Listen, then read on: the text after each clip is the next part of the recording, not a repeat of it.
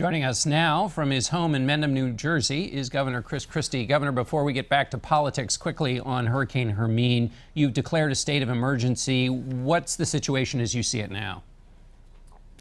Well, as you just heard in the forecast, John, we got some good news overnight that the storm is tracking a little further east, which will mean less water. We still expect in our three southernmost counties where we did declare a state of emergency, Cape May, Atlantic, and Ocean counties, that will still have moderate flooding starting later today into tomorrow because of the slow-moving nature of the storm. But so far, unless it makes a turn back west, which these storms always can do, unless that happens, I think that we're going to look at moderate flooding rather than a very severe impact. All right, let's switch now to politics. You helped set up the meeting this week between Donald Trump and the Mexican president. What was the point of that meeting? Well, listen, I think that what Donald Trump wants to show everyone is that he will be a leader for all Americans, and he'll be someone who's going to reach out, even when he has some disagreements with a foreign leader, to reach out and open a dialogue. And I think the words he used at the end of that meeting were very important, that he enjoyed the meeting, that he likes President Peña Nieto, and that he thinks they can work together to help improve the economies of Mexico and the United States. All those things are very important, and I think those are things that they also stand for, which are that they're going to fight for the people of their country.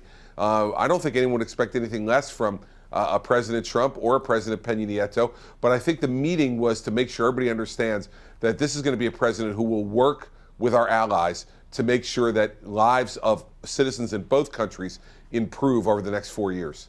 So after the meeting, Donald Trump then gave a speech in Arizona in which he said they don't know it, but they're going to pay for the wall. He was talking about Mexico. After setting up a meeting to show this part of his character and building a relationship with Mexico, why say something like that to show that he's dominating the Mexicans, or would, as president? How does that work? Isn't that a mixed message?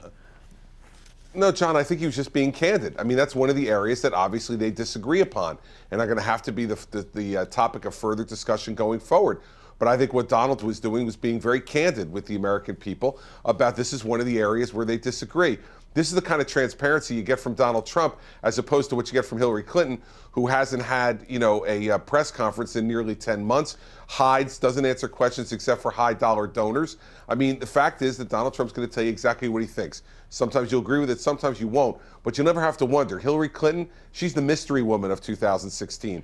All we know is that she's told us she had one device, and that's why she used her private email server, John.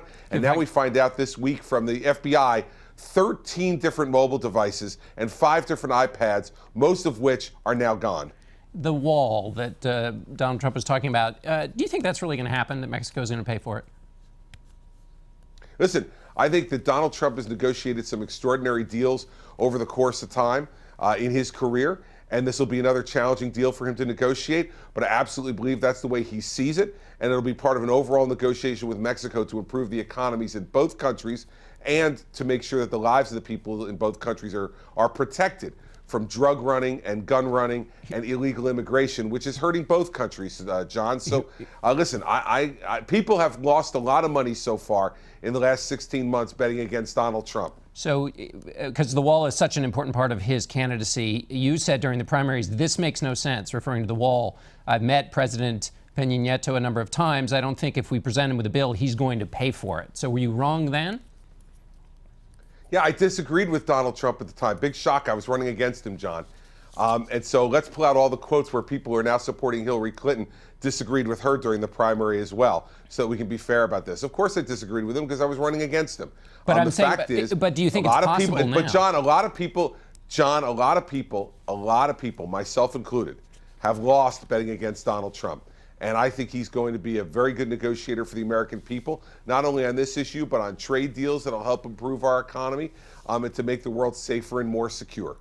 On the question of the 11 million undocumented, there's been some confusion. And Donald Trump at one point said they would be leaving America so fast it would make your head spin. Now he's saying it's something that'll be worked out. In the way we've seen immigration talked about, that kind of softening, to use his word, usually is a prelude to not ultimately dealing with all 11 million. That's what it feels like here. Why is that not the case? Why is this not basically moving away from his position he had in the primary? Listen, we want candidates and leaders to listen. And if they hear new information or different information that leads them to conclude different things in their positions, we want them to do that, John. We don't want people stuck in cement. Be really clear. Donald Trump is going to get rid of very early on the 2 to 3 million criminals that are here illegally in this country. That will be priority number one. And once we remove those 2 to 3 million from the country, return them to their countries of origin because of their criminal conduct, then I think what Donald Trump wants to do is take a deep breath and look at where we are in the country then and find a humane way to deal with those who remain. And so I think what he's talking about is a pause after the 2 to 3 million get put out of the country because they're committing crimes, hurting Americans, selling drugs, doing things that are illegal. Once those people get dealt with first, and I think everyone agrees on that issue, then we can deal with the remaining 8 million people. That's what Donald Trump wants to do. I think that's the humane way to deal with it. And I'm proud of the fact that he's been willing to stand up and say what he really believes on this as he's learned more about the topic. So your point is that this is an evolution to a pause, which shows his ability to adapt to changing information. Absolutely, and that's something that Hillary Clinton will tell you Donald Trump can't do. But what I'll tell you about Hillary Clinton, John, is that she doesn't evolve. We don't even know if she evolves because she doesn't talk to anybody except for mega rich donors in the Hamptons and all over America. And Hollywood and the Hamptons are the two places where Hillary Clinton answers questions, not on shows like yours. I hear a line of attack there that might be used in the debate. You're a part of the debate prep with Donald Trump. You also went up against him. How much does he really need to prepare for debates? Everybody needs to prepare, John. I mean, you need to get ready. And Donald is taking that process very seriously. But in the end, there's nothing you can do in preparation that can hide the essence of who you are. The essence of who Donald Trump is an outspoken, aggressive, smart, successful businessman who's going to be a strong leader for our country. The essence of Hillary Clinton is she's a political insider who over and over again has not told the truth to the American people and who thinks there's a different set of rules that apply to her than everybody else.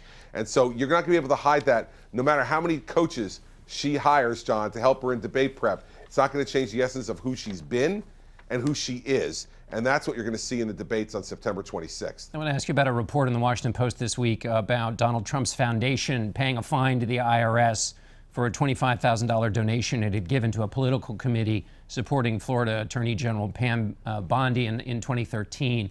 She was looking into maybe investigating Trump University, ultimately didn't. Donald Trump has said he knew better than anybody how to use the system, how to use political donations to get the system to work for him.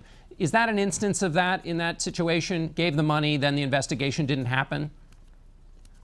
I can't believe, John, that anyone would insult Pam Bondi that way. She's an outstanding attorney general who's been reelected by the people of Florida. She's somebody who has been an outstanding law enforcement officer and continues to be. And I can't imagine that Pam Bondi would ever make decisions on that basis. But what I will tell you is we now know that Bill Clinton has taken over $16 million of taxpayer money to help to fund the Clinton Foundation, a foundation that essentially was the person and the group that was screening who would get to see the Secretary of State. If you wrote your multi-million-dollar check to the Clinton Foundation, then you got a visit with the Secretary of State. There's no doubt about what was going on there, John. Same way there was no doubt that when Hillary Clinton said she had a private email server for one device, so she could use one device, we now know from the FBI she had 13 devices, one of which was destroyed with a hammer by her staff. Why were they hammering her cell phone, John?